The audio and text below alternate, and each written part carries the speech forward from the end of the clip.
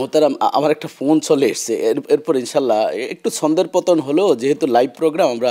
জি দর্শক, আপনার নাম বলুন, আপনি কোত্থেকে বলছেন, পরিচয় দিয়ে প্রশ্ন করুন।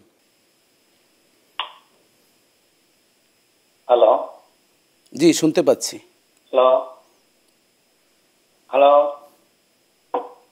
জি জি আমরা শুনতে পাচ্ছি। আপনি টিভির ভলিউম একটু কমিয়ে দিয়ে প্রশ্ন করুন। নাম বলুন, কোত্থেকে বলছেন। তো কমানো, একটু পছন্দ করতেছি। জি জি করুন। আমার প্রশ্ন হলো, আপনার আজকের বিষয় হলো নামাজ নিয়ে, তাই না? জি।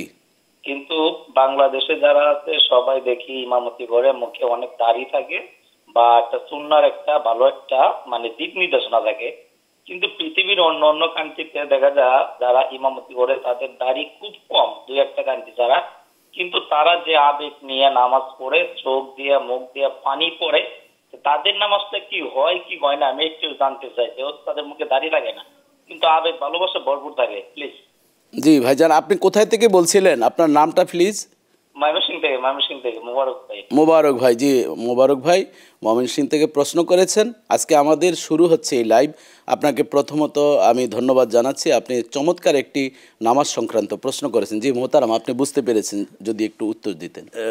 তিনি বলছেন যে যদি আবেগঘনভাবে নামাজ পড়ে বাহিরের লোক, আবার তাদের দাড়ি কম, তো এখানে আবেগ যেমন থাকতে হবে, দাঁড়িয়েও থাকতে হবে। কেবল মিশরে আমি আল আজহার ইউনিভার্সিটি লেখাপড়া করেছি, আপনারা দেখেছেন। কেবল মিশরের লোক তারাই ইমামরা ছোট দাঁড়ি, এটা তাদের লোকেরা এলাও করে, এবং এবং তবে তারা বলে না যে ছোট করে রাখলেই হবে। তো এটা তাদের আসলে শর্টকামিং, এটাকে আমরা আদর্শ ধরতে পারি না। আদর্শ হলো যে একজন মানুষ ভালোভাবে দাঁড়িয়ে রেখেছে সেরকম হতে হবে। এক মুষ্টি নিয়ে সেখানে একটা বিতর্ক আছে, কিন্তু দাঁড়িয়ে আপনি যেমন রেখেছেন আমি রেখেছি, অর্থাৎ আমরা দাঁড়িয়ে সুন্দর করে রাখি, এরকম একজন ইমাম থাকতে হবে। কারণ দাড়ি যদি কেউ কামায় সে কিন্তু ফাসেক হয়ে যায়। তো একজন ফাসেক সে যতই আবেগ মথিতভাবে সুরেলা উচ্চারণে শ্রুতি মধুরভাবে কোরআন তেলাওয়াত করে, সে দিয়ে আপনি কিন্তু তার মন যে আল্লাহর কাছে নিবেদিত বোঝা যাবে না। কারণ কণ্ঠ আর মন একরকম না।